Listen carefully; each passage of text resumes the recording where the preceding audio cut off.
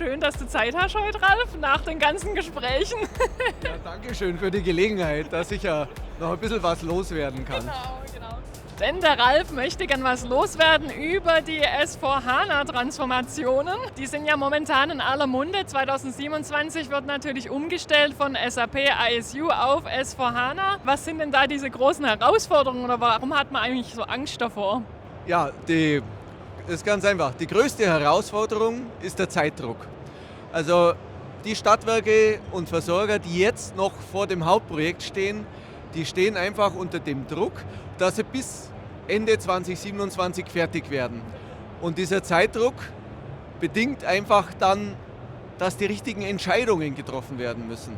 Und richtige Entscheidungen bedeutet auch insbesondere, wenn man auf ein Thema schaut, auf das Thema Redesign, welche Bereiche soll man redesignen, welche nicht. Beispiel Abrechnung. Die Abrechnungsstammdaten, sollen die 1:1 übernommen werden oder redesignt werden? Wenn ich sie redesigne, macht es viel Arbeit. Oder soll UPIL eingeführt werden, um die Abrechnung auf der Vertriebsseite zu verbessern? Ja, also ich würde mal sagen, das klingt nach ganz schön viel Aufwand und wir haben ja hier schön auf unserem Standdesign keine Panik auf der Titanic stehen. Ja, warum hat man denn so Panik davor? Was sind denn genau die Stolpersteine, die da in den Weg gelegt werden könnten bei dem ganzen Prozess? Ja, also ein Thema, das man auf keinen Fall unterschätzen darf, ist das Thema Migration. Migration ist eine kritische Aufgabe, ist eine komplexe Aufgabe. Man braucht Erfahrung, man braucht erfahrene Migrateure und auch das richtige Migrationstool. Also wie zum Beispiel unser i4 Colibri, ein perfektes Migrationstool für S4HANA Utilities Transformation. In diesem Kontext der Migrationen sei auch Folgendes angemerkt: Man muss ja auf das Referenzstammdatenmodell der SAP umstellen, damit dann zukünftig im S4-System dann auch die Prozesse funktionieren. Und dazu muss auch bereits im Quellsystem analysiert werden, welche Stammdaten umgebaut werden müssen vor der Migration oder eventuell in der Migration. Aber das ist alles Erfahrung und Erfahrungswerte, die wir mitbringen ins Projekt. Wir hatten ja jetzt über Stolpersteine geredet. Was würdest du sagen, worauf muss genau geachtet werden, wenn man von SAP ISU auf S4HANA Utilities migrieren möchte? Also ganz zentral ist eine klare Migrationsstrategie und die Roadmap für die Migration. Also eine solide Planung bis zum Ende des Projekts mit allen Testmigrationen, alles was dazugehört. Und sehr wichtig ist es auch, den richtigen Migrationsansatz zu wählen.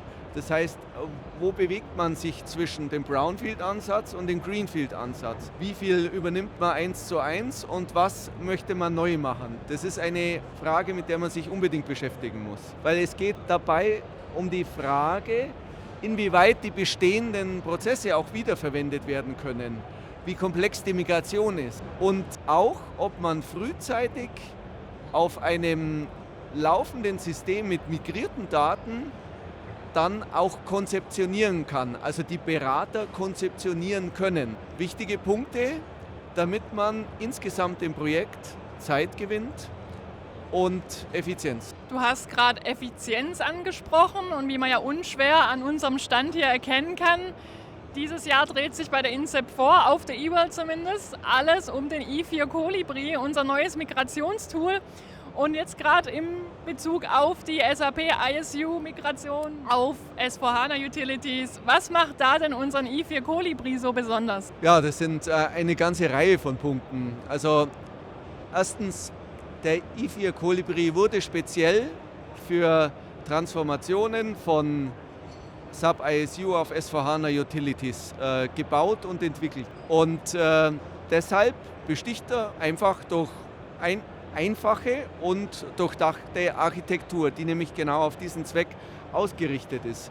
Und diese Architektur und auch das dahinterliegende Migrationsverfahren ist tabellenbasiert, sagt jeder, ist doch was ist doch üblich, State of the Art, ja, aber es ist auch gleichzeitig objektorientiert, das heißt tabellenbasiert und objektorientiert und man kann die Migration auch ganz anders durchdenken, was das Thema Schneiden des Migrationsumfangs angeht. Grundsätzlich, das Tool bietet einen höchsten Grad an Customizbarkeit in allen Bereichen und ist übersichtlich und einfach zu bedienen, was es auch möglich macht, eben, dass toolfremde Migrateure sich schnell in dieses Tool einarbeiten, damit happy sind und damit Migrationen durchführen können. Und selbst IT-Experten in den IT-Abteilungen, auch denen traue ich absolut zu, mit dem Tool in einer Weise umgehen zu können, dass das wirklich auch langfristig ein Gewinn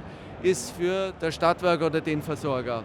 Ja, und das, was das Tool sowieso zeigen muss, so die Pflicht, nicht nur die Kür, sondern die Pflicht, höchste Performance natürlich mit Parallelisierung in der Migration und natürlich eine lückenlose Nachvollziehbarkeit und Protokollierung, dass auch der Wirtschaftsprüfer happy ist und das Migrationsteam die Kontrolle über die Migration behalten kann. Schaut euch das Tool an, super Ding.